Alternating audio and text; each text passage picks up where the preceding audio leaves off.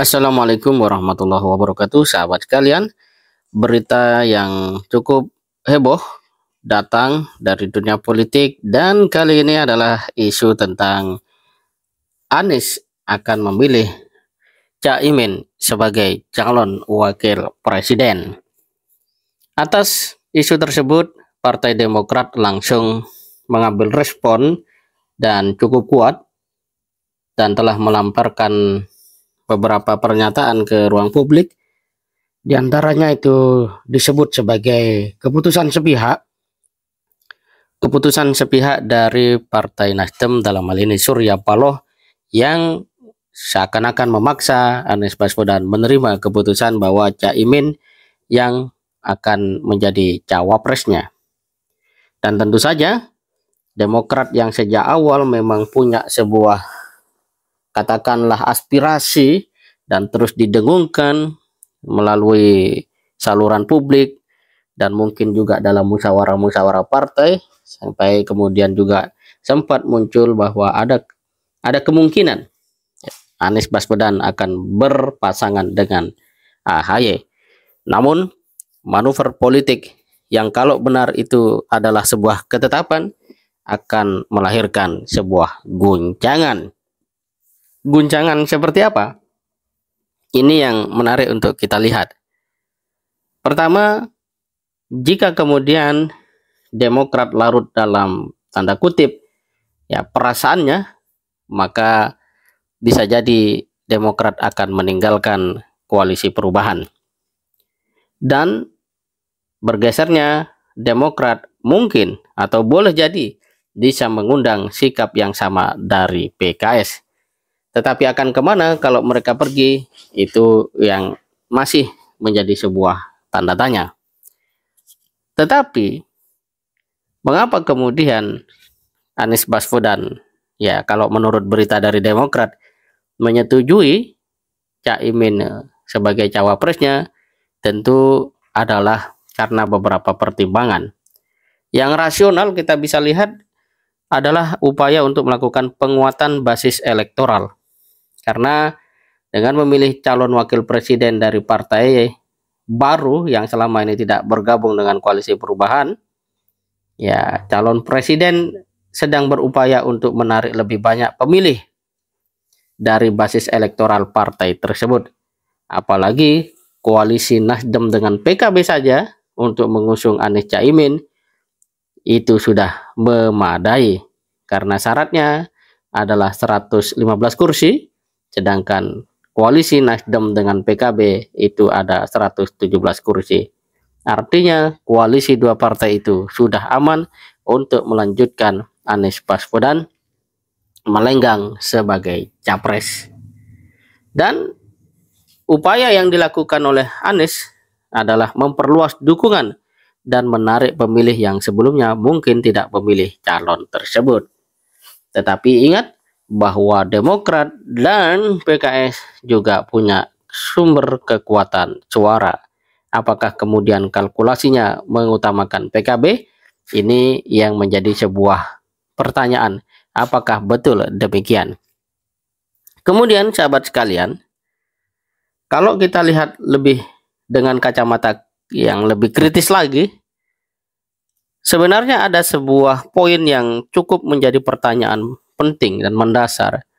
Kalau misalnya Anies benar bersama Caimin, bukankah Caimin ini adalah seorang ketua umum partai politik yang sangat erat relasinya dengan Presiden Jokowi?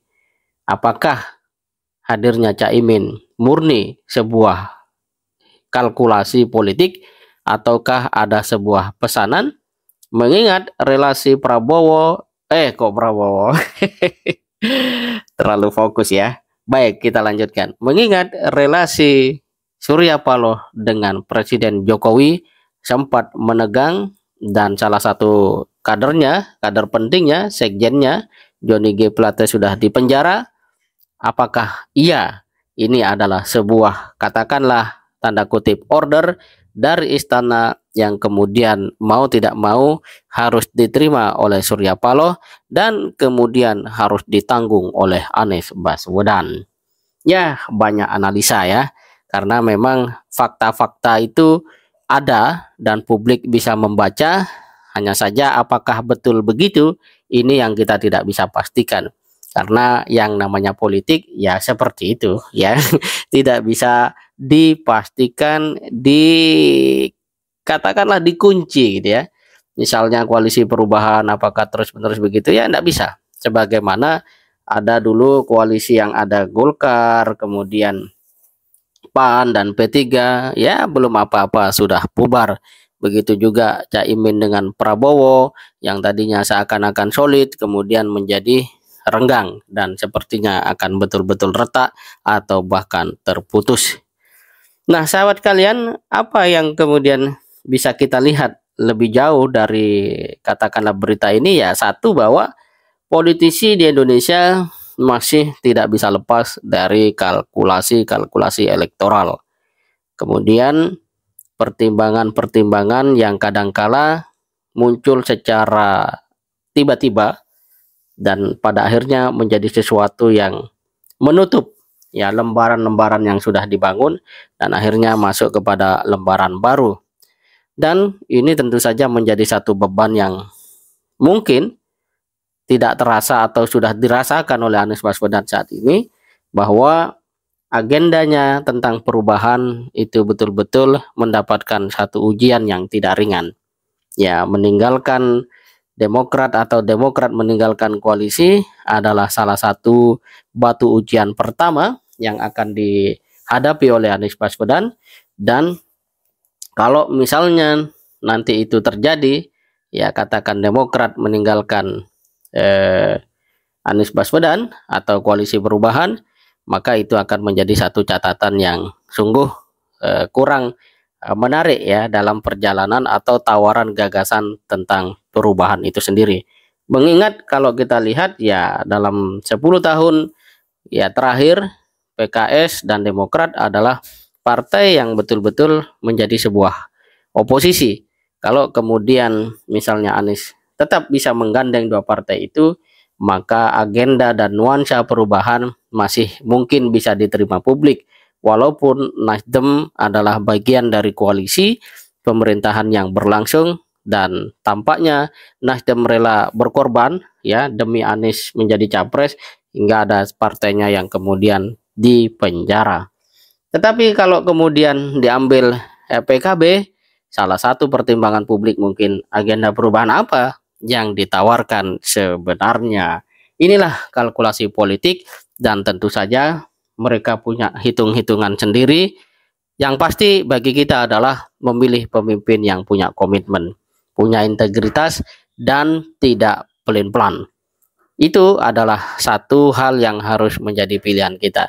Tetapi kalau model demokrasi kita atau cara partai politik bekerja seperti ini, tentu saja ini akan menguras energi masyarakat yang ya secara umum kurang begitu melek soal politik.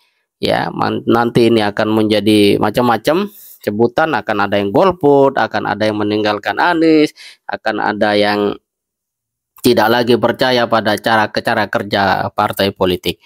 Dan memang satu hal yang penting partai politik juga pikirkan, apakah rakyat memilih karena memang yang kita calonkan adalah pasangan unggul atau justru rakyat memilih karena memang tidak ada pilihan yang lain.